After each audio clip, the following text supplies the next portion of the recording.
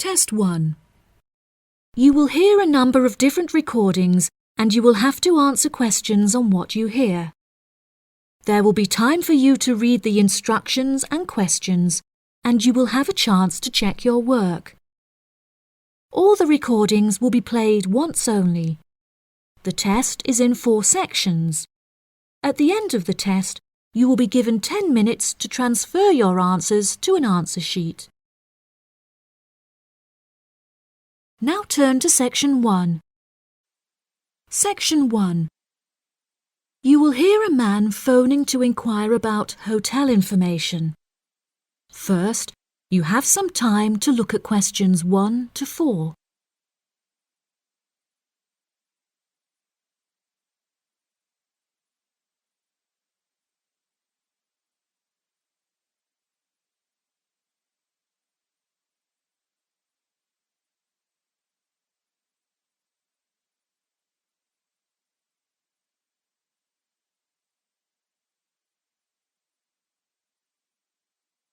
You will see that there is an example that has been done for you.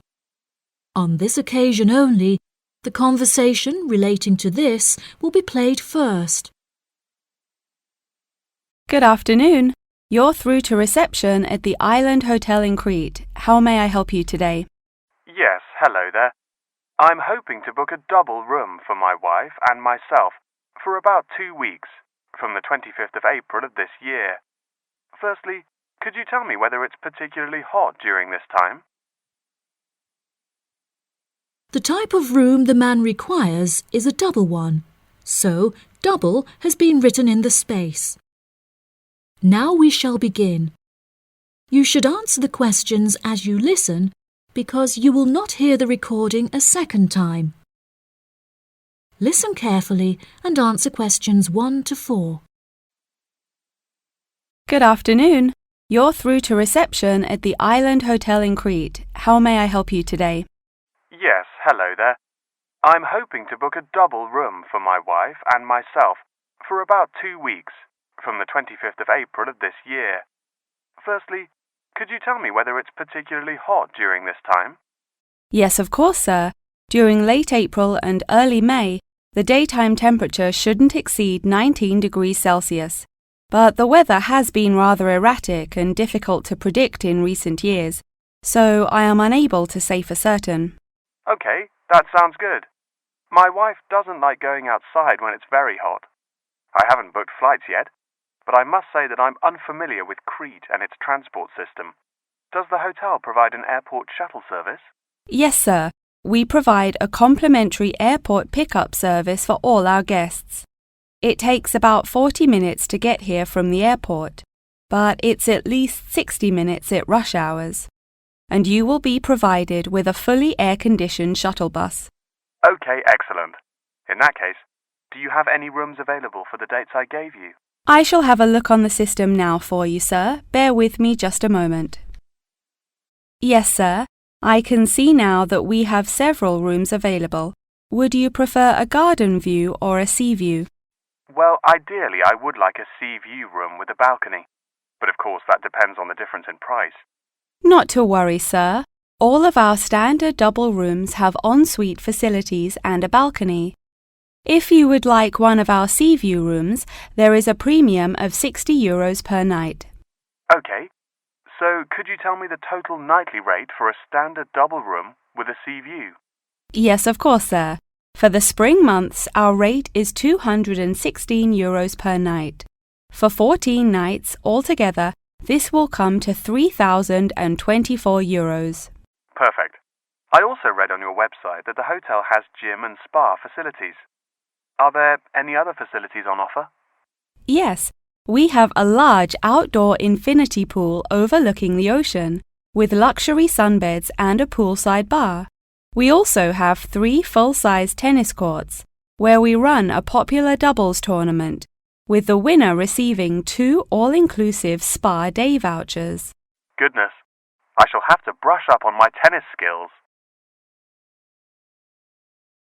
Before you hear the rest of the conversation, you have some time to look at questions 5 to 10.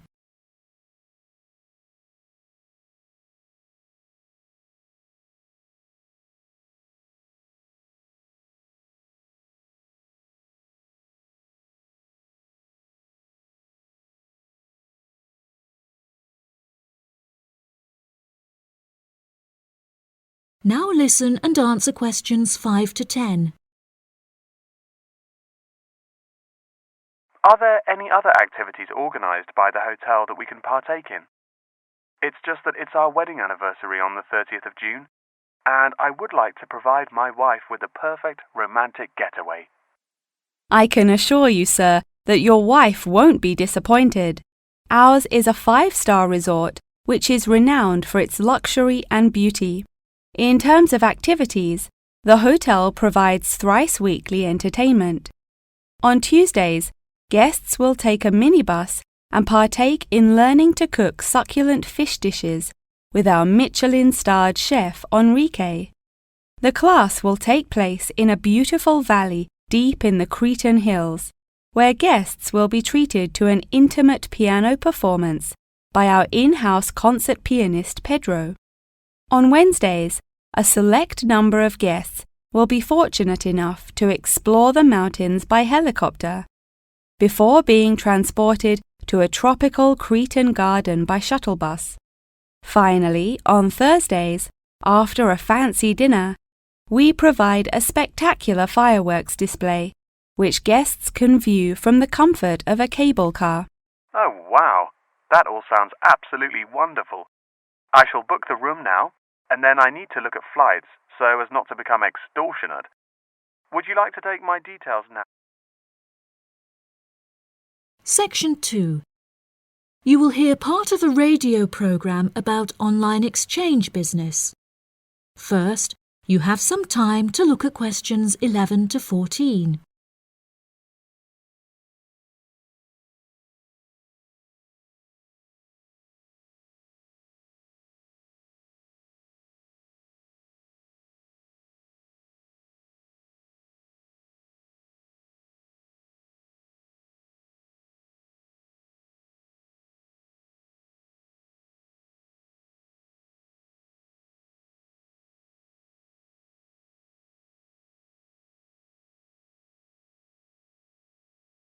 Now listen carefully and answer questions 11 to 14.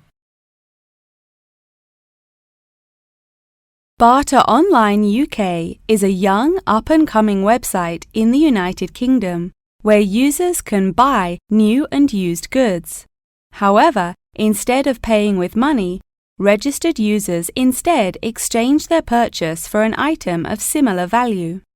This part is perhaps the most complicated, as the registered users themselves must mutually decide on an appropriate value, with value either being the recommended retail price, RRP, or simply how much they believe the item to be worth. The website has been founded by a group of 4 friends in the north of England. Originally, they exchanged their belongings among family members.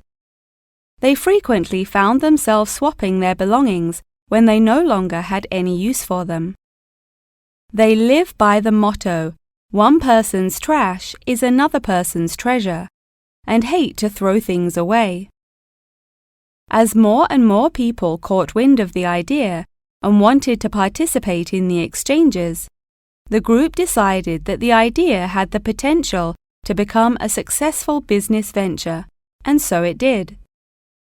Barter Online UK is a startup online business, which took 3 months to set up, and has now been running for around half a year. Despite only being founded a short time ago, the website has already garnered about 1,500 registered users, with 500 more than expected, a huge achievement for the founders. Some of the users are registered in the United Kingdom and Canada, with the majority from the Republic of Ireland. In order to become a registered member, users must first fill in their personal details, followed by their credit or debit card details, which will be used to take payment of a monthly fee of £5. As long as this fee is paid, users will be able to perform an unlimited number of online exchanges. Before you hear the rest of the program, you have some time to look at questions 15 to 20.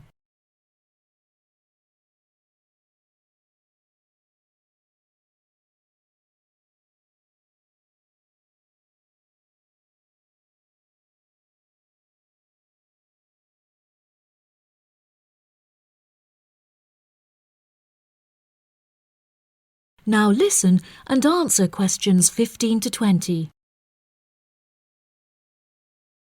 A multitude of items are sold on the website, such as textbooks, soft toys, and tools. However, books for children and computer games are by far selected most. The exchange process itself is not as complicated as it might seem. Users can enter their preferences for what they would like to receive, and also explicitly state what they would like to give away, and the website will automatically pair up suitable users. If, however, a user doesn't want to give anything away, but would simply like to buy something, Barter Online UK does support a secure online payment system, where users can perform a normal monetary transaction. Despite this, the founding group strongly discourages the use of the online payment system, clearly stating that this goes against the intended ethos of the company. Although bartering is an age-old process, many of the website's users are unsure how to decide which of their own items to exchange. It often helps to order items by popularity using the filter button provided. This will tell the website to find out popular items for users' convenience. To this, the founding members say, just put everything you don't want on there. Different people have different tastes, and you never know what they might be looking for.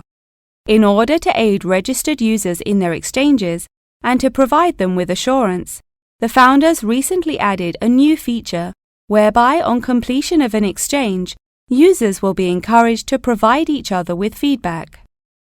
This feedback will include criteria such as the quality of the item as compared with how it was advertised, the ease of communication with the seller, the speed at which the item was delivered, and so on. The friends believe that using this method, users will have a more transparent and trustworthy bartering experience. Section 3. You will hear Tom and Annie, two students, talking with their professor about the assignment. First, you have some time to look at questions 21 to 26.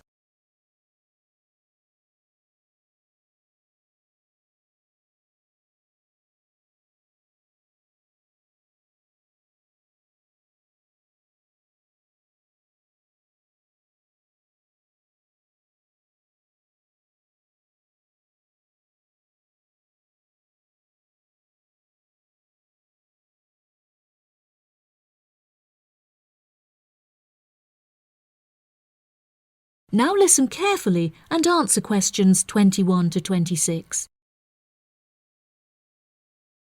Professor Tomlinson, may Annie and I please quickly ask you a few questions about the reflective journal assignment? It's just that we're a bit confused as to what you want us to include and discuss. Yes, of course. What are you having trouble with? Well, everything really. To start with, what should be included first in the reflective journal? Perhaps suggestions from others? No. Firstly, you should include the study goals you set yourself at the beginning of the module. This section should have been discussed in some detail towards the beginning of the course by Professor May. You should be able to find her suggestions on the slides she has provided the class online. OK, thank you, Professor. Could I also trouble you to take a brief look at my bibliography and footnotes? I feel like they're missing something. Most of our friends' bibliographies are longer. Well, looking at this, Annie, I can see that you have used a wide range of resources, which shows that you have made effective use of communication technology. As far as I can tell, you need not make any changes to this, although you might want to double-check that your referencing complies with the Harvard referencing style regulations. Oh, I'm very surprised you've said that. Thank you. Now I can set my mind at ease. Tom, you said you wanted to ask the professor about the achievements section. Yes, Professor. In the assignment guidelines, we're asked to introduce and elaborate on our biggest achievement in the past, saying which skills we learned in the process and how these skills can be transferred to various different future careers. The only problem is that I don't know what my greatest achievement actually is. I've only ever worked as a waiter in a hotel restaurant during the summer holidays from university. If you worked as a waiter in a hotel restaurant, you're bound to have worked with other waiters as part of a team. Would you say that during your time as a waiter, you developed any leadership skills?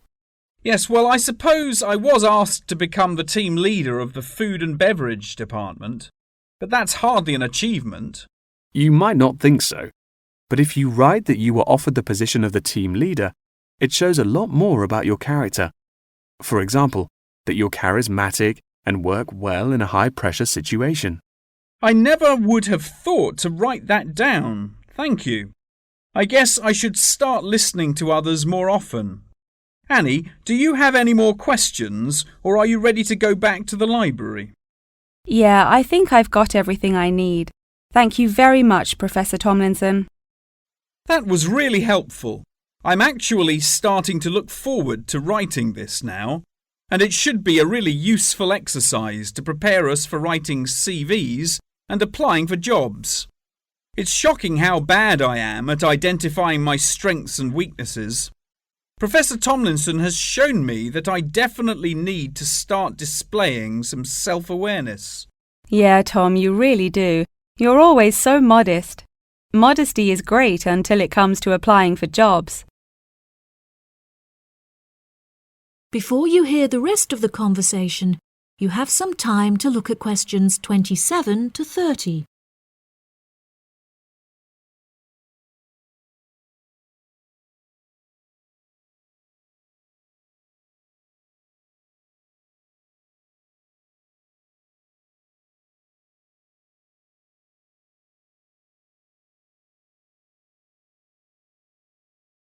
Now listen and answer questions 27 to 30. Oh no! I forgot to ask the professor about the section on identifying the skills gained through different activities. Do you remember? When it asks you, for example, whether writing an essay develops your study skills or your independent learning and so on. Oh goodness, we really should have asked him that. I've been having trouble with it too. It just seems like such a pointless task. What do you reckon the answers are? I think writing an essay might be a way of identifying and resolving a problem, because you have to state the problem in the introduction and then solve it. I'm not so sure about taking exams. I thought they were supposed to develop lots of different skill sets. If I really had to choose, I'd say that taking exams enables you to become more confident in yourself. Do you agree? Maybe. I really don't know either. What do you think about the last two? Making class notes and presentation notes? Oh, it's so difficult. I think making class notes has to be a way of becoming a more independent learner, because you yourself decide what the important information is and learn it. That reminds me, I find taking presentation notes is a disaster. The professors speak much too quickly, and I write much too slowly.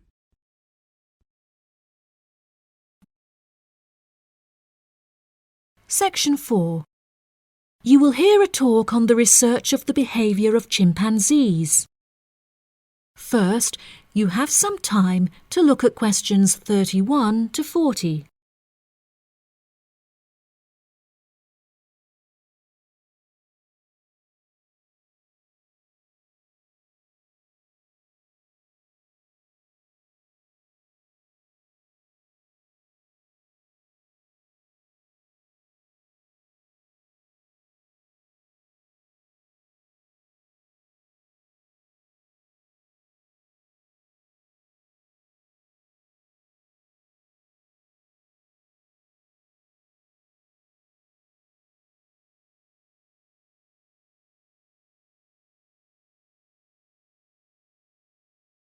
Now listen carefully and answer questions 31 to 40. Welcome back to my series of short lectures on apes. Today we will examine recent and historical breakthroughs on the behaviour of chimpanzees, otherwise known as chimps. The word chimpanzee is an umbrella term for two different species of apes in the genus Pan, which are the common chimpanzee or Pan troglodytes found in West and Central Africa, and the bonobo or Pan paniscus, which are found in the forests of the Democratic Republic of the Congo. Chimpanzees belong to the Hominidae family, together with gorillas, orangutans, and indeed humans. Current research tells us that the chimps broke away from the human branch of the Hominidae family approximately 6 million years ago and remain the closest living relative to humans to this day. More modern researches into chimpanzees have centered on their behavioral characteristics, once all biological and genetic factors have been ruled out.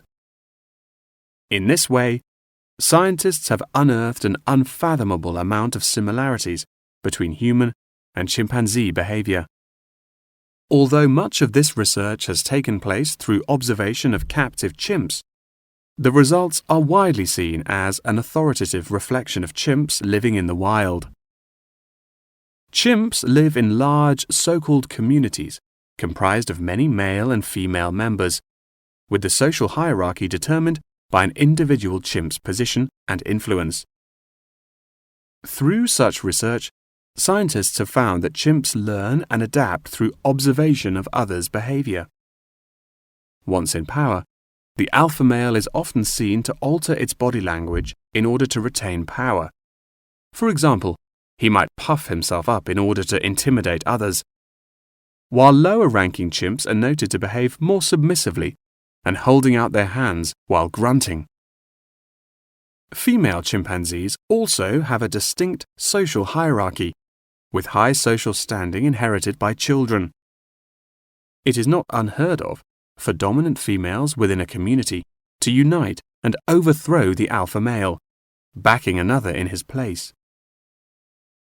James Diamond, in his book The Third Chimpanzee, suggests that chimps should now be reclassified in the genus Homo instead of Pan, and there are many arguments still in favor of this.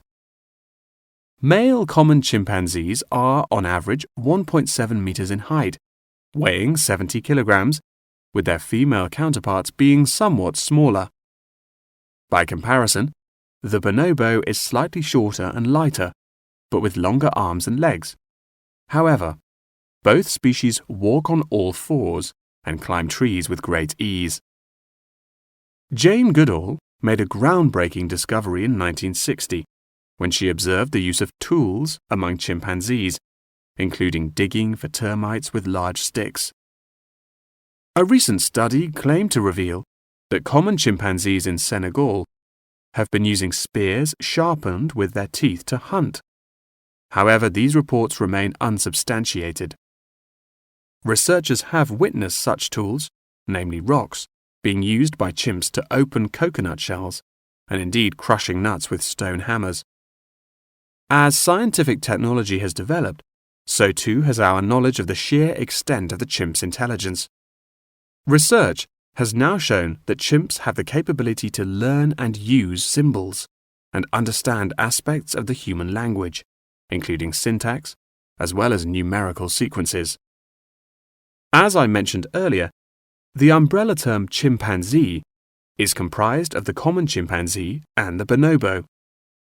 These two subspecies are divided along the Congo River, with the common chimps living on one side and the bonobos living on the opposite side of the river. Over the past few decades, both of these subspecies have witnessed an alarming decrease in population density, with animal activists now working harder than ever to protect those remaining and encourage procreation.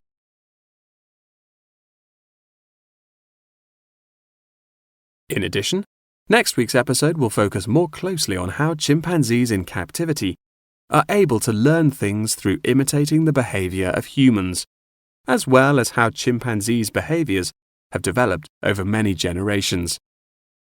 Thank you very much for attending this evening's lecture.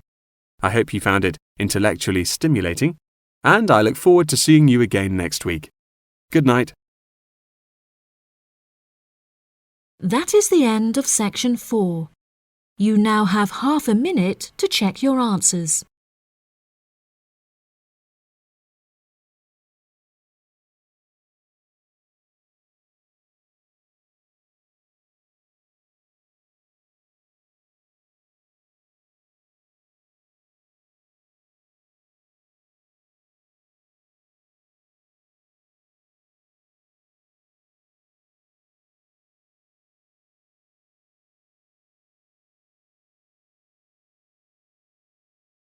That is the end of the listening test.